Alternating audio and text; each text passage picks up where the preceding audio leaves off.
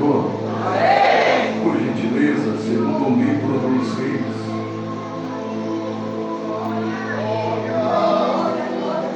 O capítulo é o de número 5.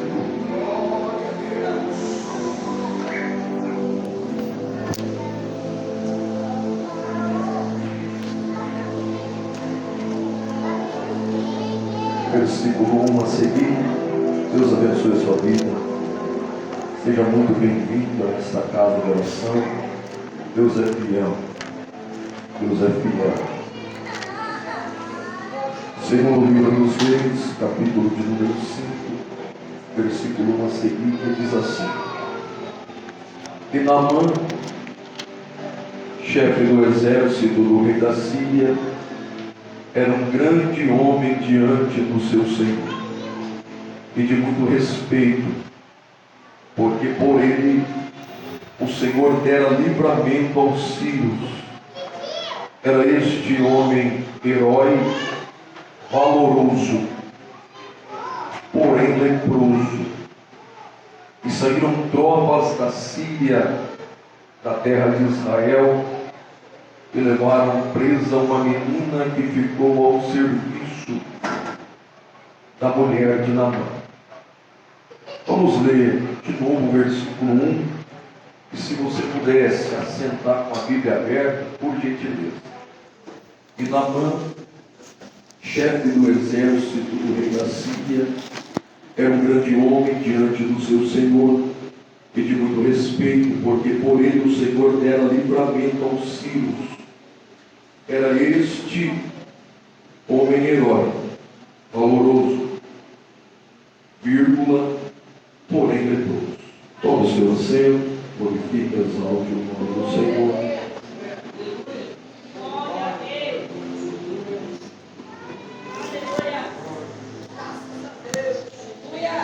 Nós queremos louvar o nosso Deus por uma bondosa oportunidade.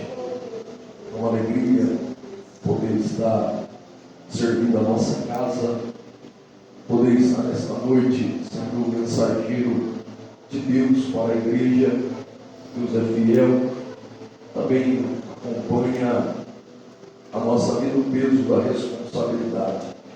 Parece que tem dias que a perna treme, mas tem dia que ela chega a trepinar.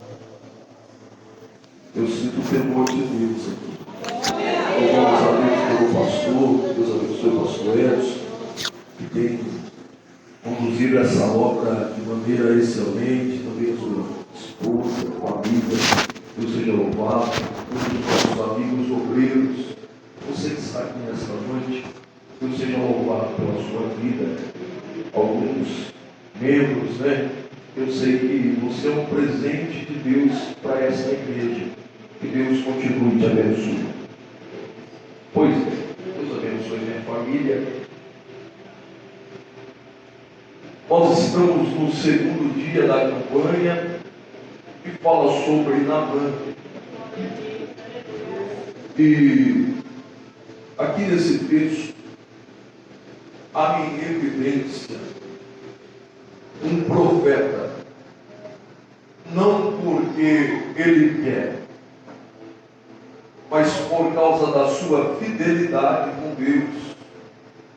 Deus tem se encarregado de colocar o seu nome em evidência. Quando nós lemos os capítulos anteriores, nós vamos ver o sucessor de Elias, também chamado o profeta do fogo, ou o leão dos profetas, assim é chamado Elias. Elias que tanto fez a obra e muitos milagres pela mão de Deus. Foi-se o seu tempo e Deus levanta Eliseu. Uma coisa é fato, Marcelo: substituir alguém que fez pouco ou quase nada é fácil. Difícil é ser substituto de quem muito fez na obra de Deus. Então Deus levanta o profeta Eliseu. E este homem, como diz a Bíblia, teve porção dobrada do espírito de Elias. Ele está fazendo a obra e os sinais da obra de Deus na vida dele estão em evidência. Ele aconselha uma mulher que está prestes a perder os seus 2 filhos, e através do conselho do profeta Eliseu, ela tem a sua vida restaurada. A Bíblia diz que ele profetiza na vida de uma mulher que é estéril, e através desta profecia, no tempo oportuno, ela gera filho.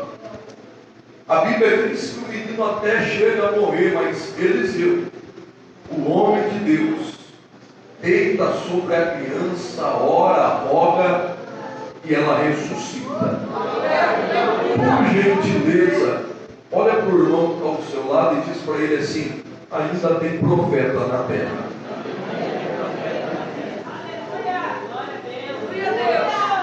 Qual é o sinônimo de um profeta, de um homem de Deus?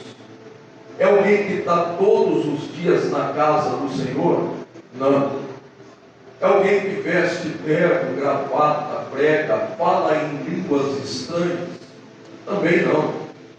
Qual é a evidência, o conteúdo, o sinônimo de um homem de Deus?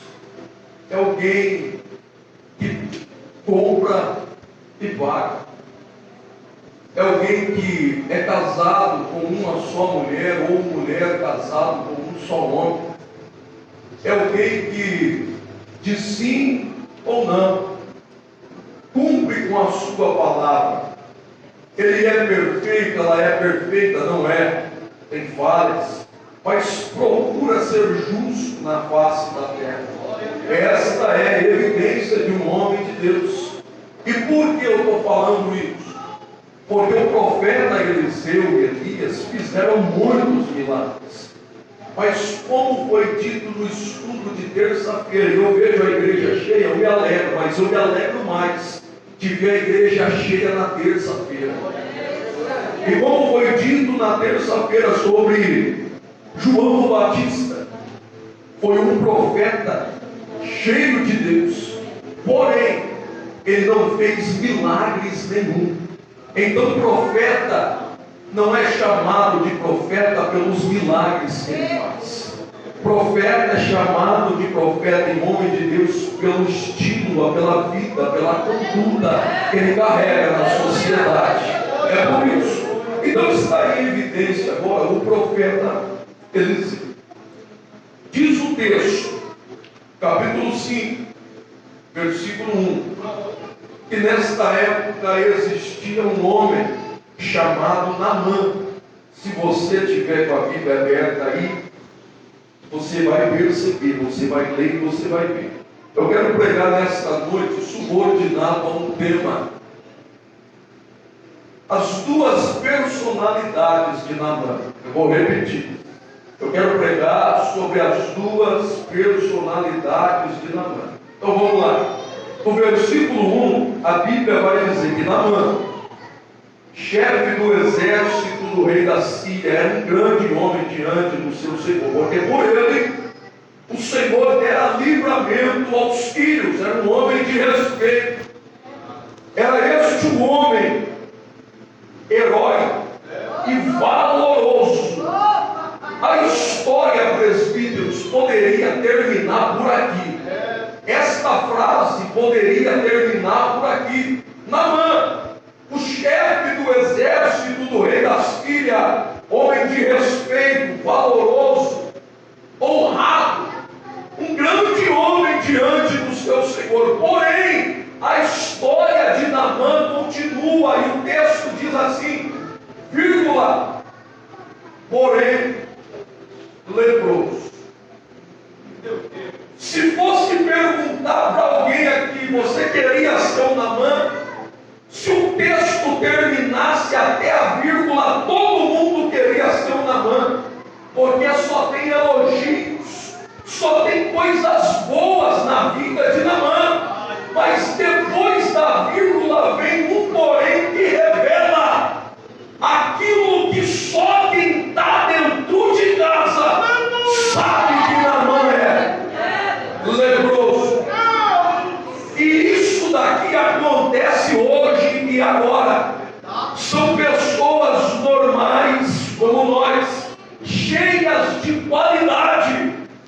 que também tem defeitos. Porque se a gente avaliar nós mesmos, a vida de cada um, nós vamos perceber e chegar na conclusão que as pessoas que aqui estão cheias de qualidade. Tem pessoas que estão aqui que têm talentos fora do normal, e na área de trabalho, quando se fala da obra de Deus, é um leão, irmão, tem muitas qualidades, só que muitas vezes não está manifestado o seu defeito. Então, para você entender, Naamã era alguém que diante da sociedade, quando as pessoas estavam de frente dele, tinha que bater continência para Naamã, porque ele era patente alta, chefe do exército do rei da Síria.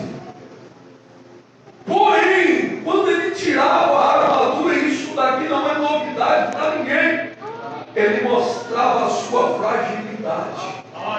Ele estava fora, não conhecia aquilo que quem estava dentro da casa conhecia, que era Naamã.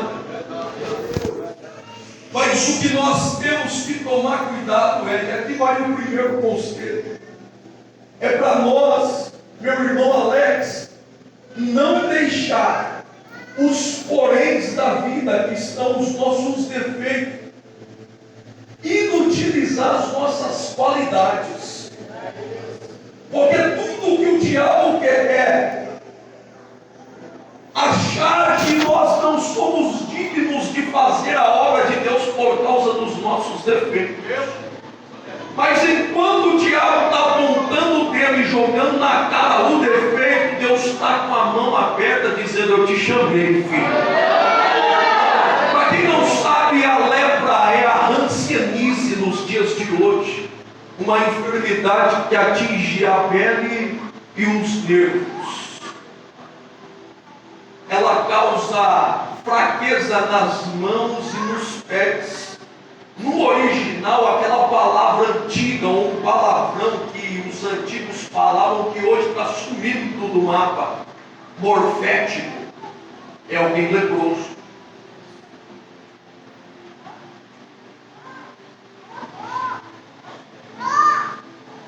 E eu fiquei aqui estudando, encabulado e perguntando para Deus, ainda que a enfermidade causava fraqueza nas mãos, ele era o general, o chefe que estava na frente da batalha e tendo vitória. Aí a Bíblia dá o segredo, é porque pelo Senhor ele teve grande livramento e deu para os filhos.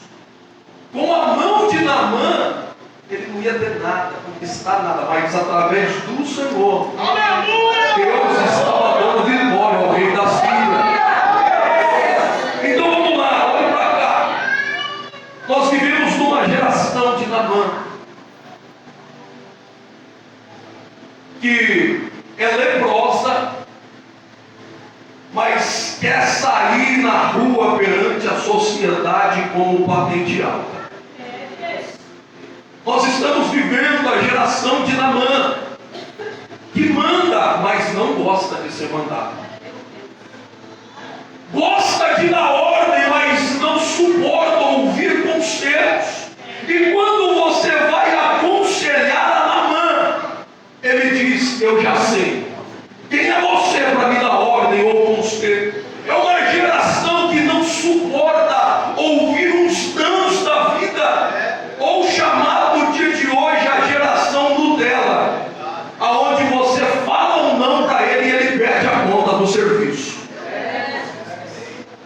Quem nunca conheceu alguém dessa forma? Mas aqui vai para os jovens e também para os jovens de 0 a 80 anos, o conselho: você vai ouvir muitos nãos na sua vida. Você vai engolir muitos sapos na sua vida, e como diz o presbítero Luiz Fernando, vai ter dias que você vai ter que engolir uma lagoa inteira. E isso não faz mal para nós, pelo contrário, nos deixa humildes. É isso que muita gente precisa, é isso que nós precisamos. Às vezes chegar diante de uma situação e suportar e aceitar ouvir os nãos, porque tem gente que, se as coisas não for da maneira que ele quer,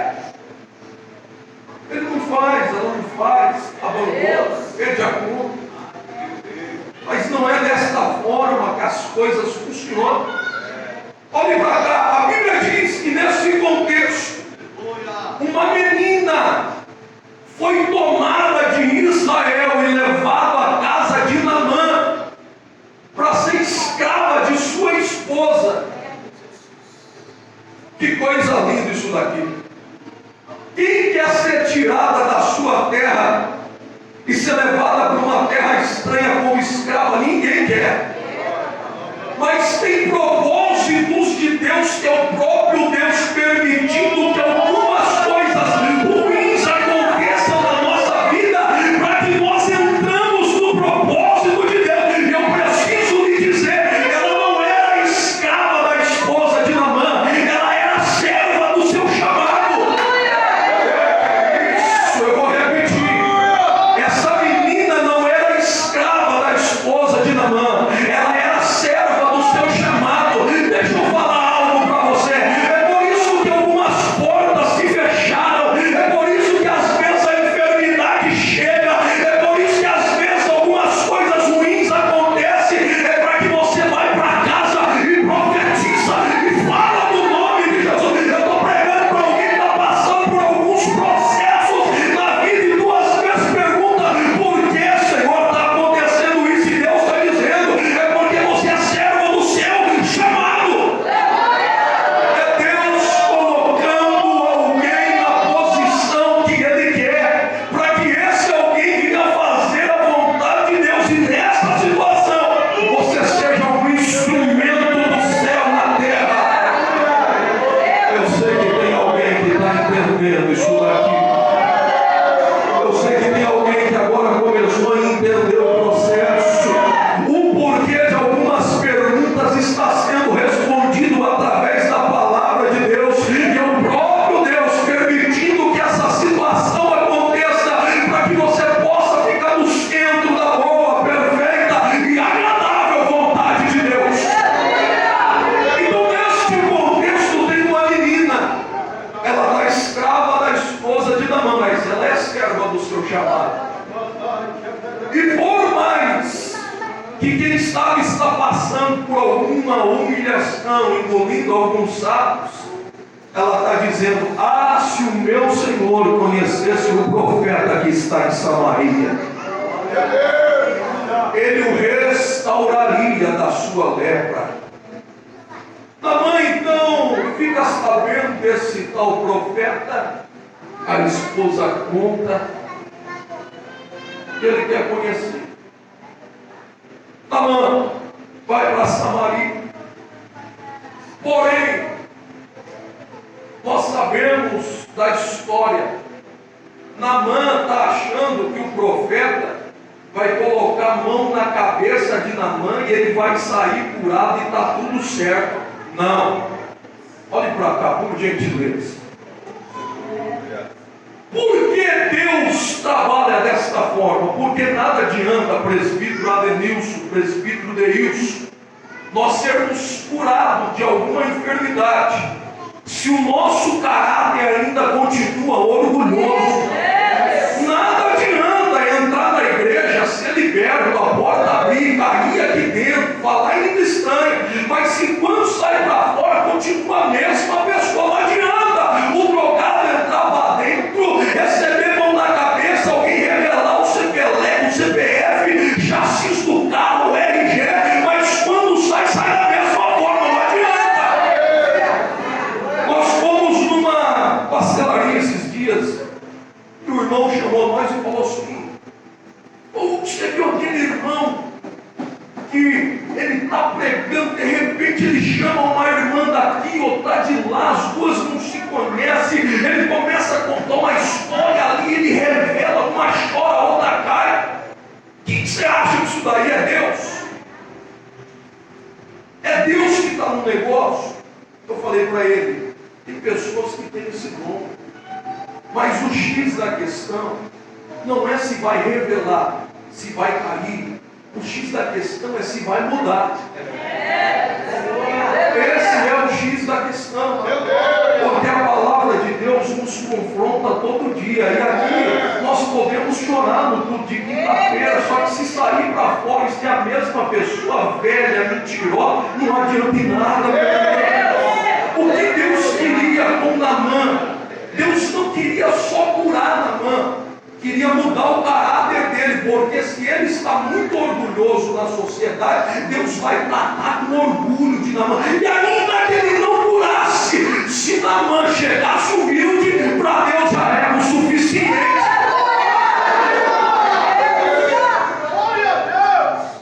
Humildade. Olha para alguém e fala assim para ele: humildade. Você sabe o que é humildade? A humildade é a virtude caracterizada pela consciência da própria limitação.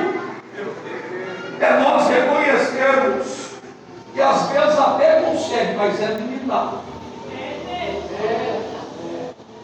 É nós reconhecermos a nossa fragilidade. Sabe o que é humildade? É modéstia, é simplicidade, isso é humildade.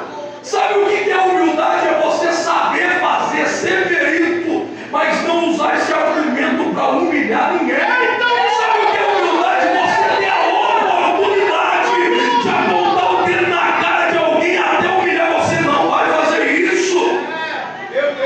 Olha o que o homem mais sábio da vida disse. Eu estou falando de Salomão, Provérbios 18, 12. Antes da ruína, gaba-se o coração,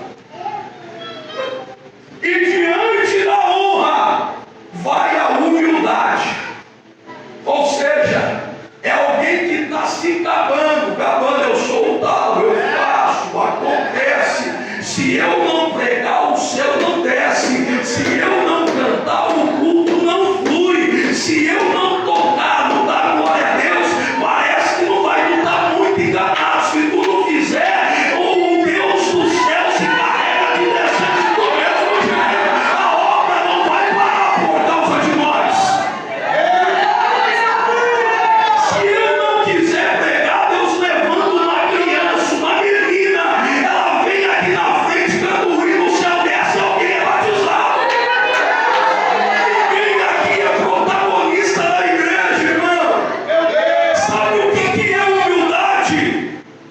Provérbios 15, 33. O temor do Senhor é instrução e sabedoria, e a humildade procede a honra. Quer ver alguém humilde? É alguém honrado.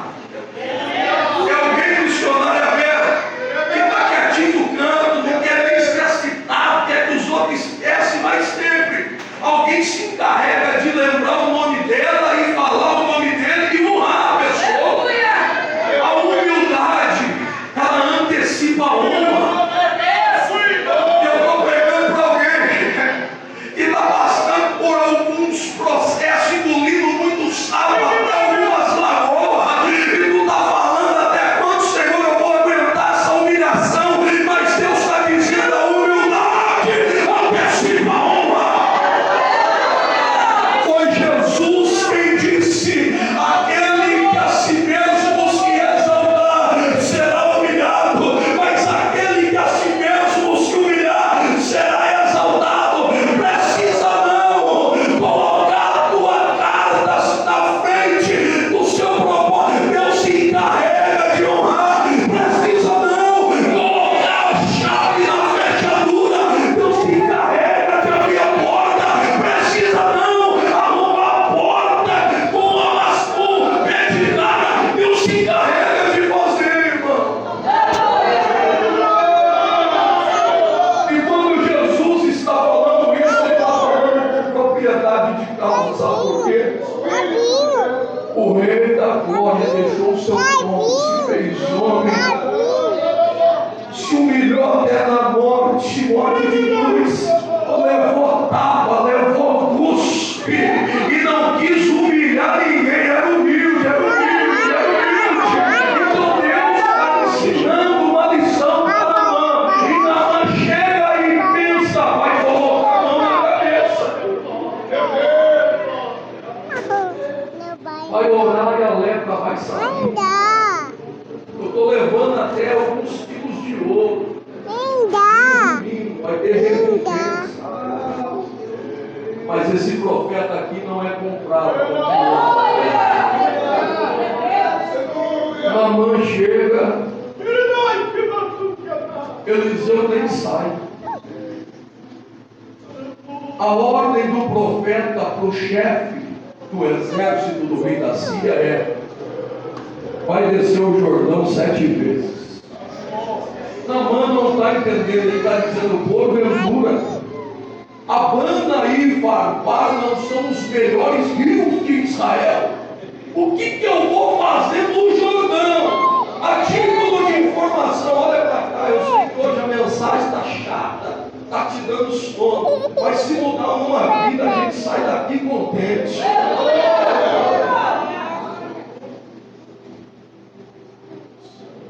A título de informação, o Rio Jordão, ele é um rio que em partes tem águas cristalinas, mas em partes a água é muito suja, barrenta. Mas pastor, olha que interessante, aonde Deus mandou Naamã descer não é na parte cristalina, é na parte barrenta. É para matar o ego. Aleluia, Deus. É para moldar o lado de dentro mesmo. É para mostrar que Deus é Deus mesmo. Mas deixa eu te falar uma coisa: se não der glória a Deus, está ruim. Esse mesmo Jordão, localização que Naamã desceu, foi aonde Jesus foi batizado. Ele poderia escolher a água cristalina, mas para dar um exemplo, eu vou descer agora. Fala para mim, pastor, se Jesus desceu, se Josué passou, se Eliseu estava trabalhando no Jordão, se Naamã, o chefe do exército, o rei da Síria, desce, quem somos nós para escolher a água cristalina? Desce o Jordão, rapaz, desce o Jordão, mulher, receba a humildade aqui nessa noite.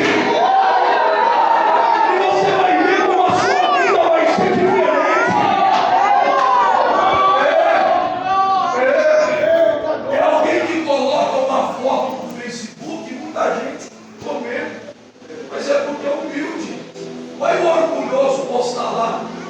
Tem os da família no programa. Se eu estiver mentindo, atira a primeira pedra. Mas é orgulhoso. Deus vai tratar o lado de dentro. O lado de dentro. Meu Deus! Não é Abana e nem Farpar. É o Jordão. Não é uma e nem duas. São 7 vezes. 7 é o número da perfeição. Olhe para cá, por gentileza. Sabe por que Deus falou para mergulhar 7 vezes? Deus está ensinando. Nessa vida, você vai passar por muitas humilhações. Mas a exaltação vem do céu, vem do céu, vem do céu, vem do céu, vem do céu. Eu estou sentindo o temor de Deus nessa noite. Eu estou pregando para alguém que não aguenta mais a situação de humilhação, mas debaixo da autoridade da palavra, se prepara para Deus honrar. Tem um tempo de honra para esta igreja, e é Deus quem garante, é Deus quem garante. A honra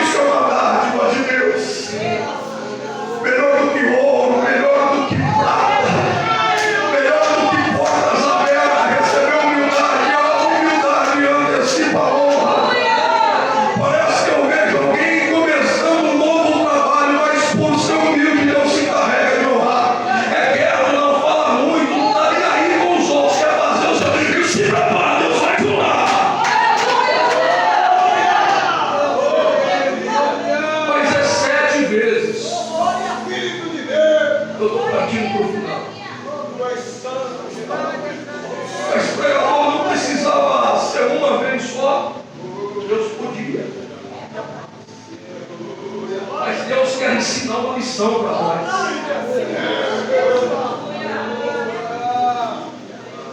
Existem muitos nomes de Deus. Mas no primeiro mergulho Deus está falando para Naamã: eu sou Jeová Jireh, o Senhor que proveu tudo na sua casa, o Senhor que proveu o cordeiro para Abraão, o Senhor que cuida dos pássaros e veste o lírio no campo. Eu sou Jeová Jireh. No segundo mergulho Deus está falando para Naamã: eu sou Jeová Shammah, o Deus presente, porque em momentos de solidão eu estava contigo e agora eu também estou contigo. No terceiro mergulho Deus está dizendo: eu sou Jeová, o Senhor é o meu pastor. Porque tu pode ser chefe do exército do rei da Síria, mas tu precisa de pastor, de pastor. No quarto mergulho Deus está falando: eu sou Jeová de Sidiqueno, eu faço a justiça. Quando alguém apontar o dedo e falar que tu é o que não é, eu entro com providência e sou o teu advogado. No 5 Deus está dizendo: eu sou Jeová de Si, o Senhor é a minha bandeira. No 6 Deus está dizendo: eu sou Jeová Sabaote, tu pode ser chefe do exército do rei da Síria, mas eu sou o Senhor dos exércitos. Quando Naamã desce pela 7ª vez, Deus fala, e isso é conjectura: eu sou Jeová. Para provar que eu sou Deus, eu te curo, Naamã. Te curo. Naamã sai curado. A menina está na casa, mas Deus está honrando. O texto não fala, mas parece que eu vejo Naamã chegando curado na casa e dizendo assim: a partir de hoje nós vamos tratar essa menina como nossa filha. O Deus que honrou José é o Deus que honra a menina. O Deus que honra a menina é Deus que honra a crente fiel. Seja fiel no povo, e no muito Deus vai te colocar. Com a permissão do pastor, se coloque de pé.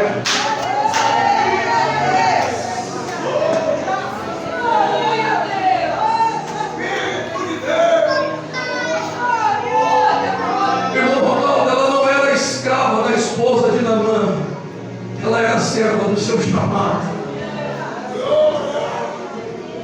Até o versículo Naamã é um, depois do versículo Naamã é outro. É duas personalidades no só corpo. Mas o nosso Cristo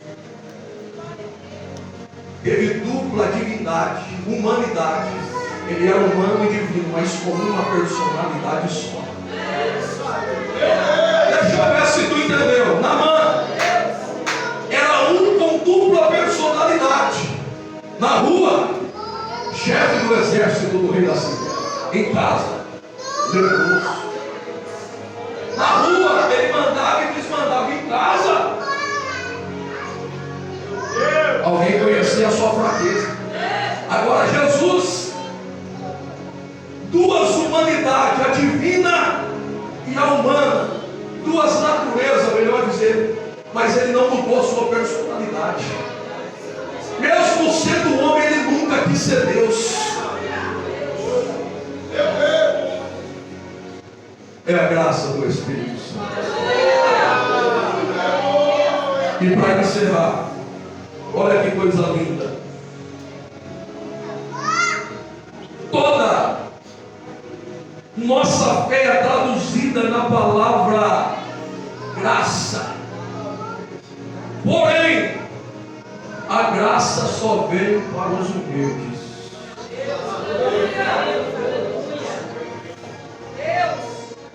A graça só vem para os humildes. Ô Elisângela, é alguém que vem aqui na simplicidade pregar e o céu desce, é graça. É alguém que vem na simplicidade louvar e o céu desce, é graça. É graça. É dos humildes. Sabe qual foi o acerto de Naamã? Ouvir a voz do profeta, e ele disse: desce. Mesmo não querendo, Naamã descer. Sabe, o nosso problema é que Deus está falando, desce, e alguém insiste em não descer. Nunca vai ter honra. Eu quero orar pela sua vida, porque meu tempo já deu. Tem alguém aqui nesta noite que ouviu a palavra, quer entregar a sua vida para Jesus, ou quer aceitar o Senhor como verdadeiro e único Salvador, ou quer retornar para os caminhos do Senhor. Se tiver alguém que quer voltar hoje para a casa do Pai, eu quero ter a alegria, a honra de orar pela sua vida.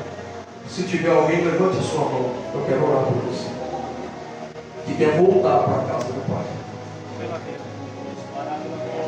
ou alguém que quer aceitar Jesus como verdadeiro e único Salvador. Tem alguém? Não tem? Deus te abençoe em Cristo Jesus. Que Deus honre a sua vida, que essa palavra cause mudança, e que em tudo o nome do Senhor seja engrandecido. Eu agradeço a oportunidade, as palmas, o louvo nome do Senhor.